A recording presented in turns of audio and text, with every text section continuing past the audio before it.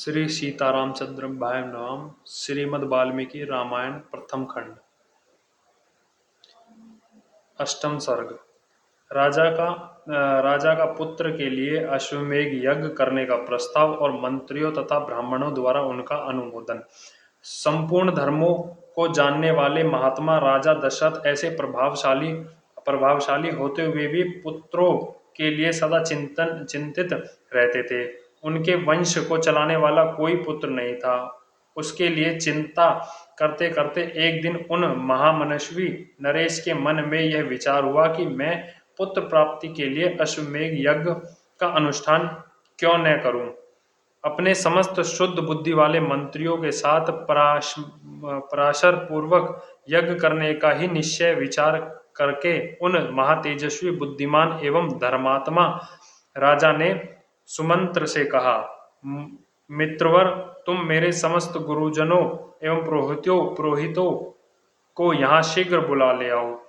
तब शीघ्रतापूर्वक पराक्रम प्रकट करने वाले सुमंत्र तुरंत जाकर उन समस्त वेद विद्या के प्रांगत मुनियों को वहां बुला लाए।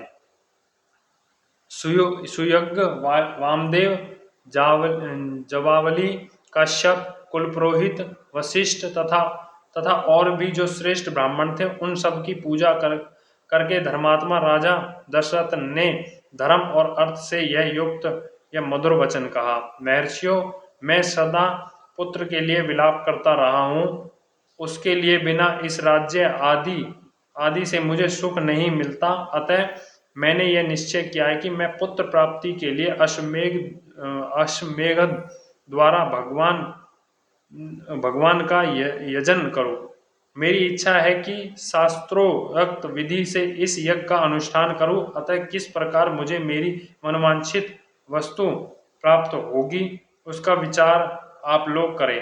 राजा के ऐसे कहने पर वशिष्ठ आदि सब ब्राह्मणों ने बहुत अच्छा कहकर उनके मुख से कहे गए पूर्वोक्त वचन की प्रशंसा की।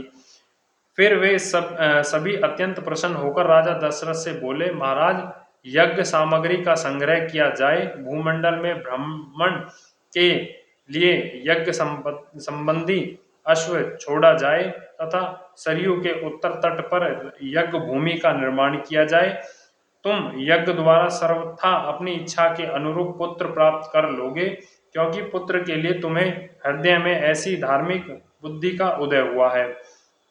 ब्राह्मणों का यह कथन सुनकर राजा बहुत संतुष्ट हुए। हर्ष से उनके नेत्र छलक हो उठे। वे अपने मंत्रियों से बोले, गुरुजनों की आज्ञा के अनुसार यज्ञ सामग्री यहाँ एकत्रित की जाए। शक्तिशाली वीरों के संरक्षण में उपाध्या सहित अश्वों को छोड़ा गया। सरयू के उत्तर तट पर यज्ञ भूमि का निर्माण हो। शास्त्रों विधि के अनुसार कर्मश शांति कर्म का विस्तार किया जाए, जिससे विघ्नों का निवारण हो। यही इस श्रेष्ठ यज्ञ में कष्टप्रदा अपराध बन जाने का भय न हो, तो सभी राजा इसका संपादन कर सके। परंतु ऐसा होना कठिन है, क्योंकि विद्वान ब्रह्म राक्षस यज्ञ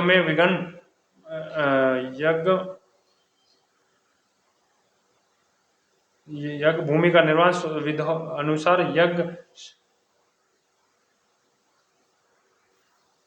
ब्रह्म राक्षसों यज्ञ में विघ्न डालने के लिए शीघ्र ढूंढा करते हैं। विधिहीन यज्ञ अनुष्ठान करने वाले यजमान तत्काल नष्ट हो जाता है। अतः मेरा यह यज्ञ जिस तरह विधि पूर्वक संपन्न हो सके, वैसा उपाय किया जाए। तुम सब लोग ऐसे साधन प्रस्तुत करने में समर्थ हो। राजा के द्वारा सम्मानित हुए समस्त मंत्री पर्वत उनके वचनों को सुनकर बोले, बहुत अच्छा, ऐसा ही होगा। इसी प्रकार वे सभी धर्मज्ञ ब्राह्मण भी नर श्रेष्ठ दशरथ को बधाई देते हुए उनकी आज्ञा लेकर जैसे आए वैसे ही फिर लौट गए। उन ब्राह्मणों को विदा करके राजा ने मंत्रियों से कहा, पुरोहितों के उपदेशों के अनुसार इस यज्ञ को विविध पूर्ण करना चाहिए। वहां उपस्थित हुए मंत्रियों से ऐसा सुनकर परम बुद्धिमान नरपश्रेष्ठ दशरथ दशरथ उन्हें विदा करके अपने महल में चले गए। वहां जाकर नरेश ने अपनी प्यारी पत्नियों से कहा, देवियों दीक्षा ग्रहण करो, मैं पुत्र के लिए यज्ञ करूंगा। उस मनोहर वचन से उन सुंदर कांति वाली रानियों के मुख मुख मुख कमल वसंत ऋतु से विकसित होने वाले पकंजों के समान खिल उठे और अत्यंत शोभा पाने लगे। इस प्रकार श्री वाल्मीकि निर्मित अर्ष अर्ष रामायण आदि काव्य बालखंड में 8वां सर्ग पूरा हुआ। बोल श्यापति रामचंद्र की जय, सीता माता की जय, भरत शत्रुघ्न भगवान जय, लक्ष्मण भगवान की जय, श्री सीताराम भगवान की जय।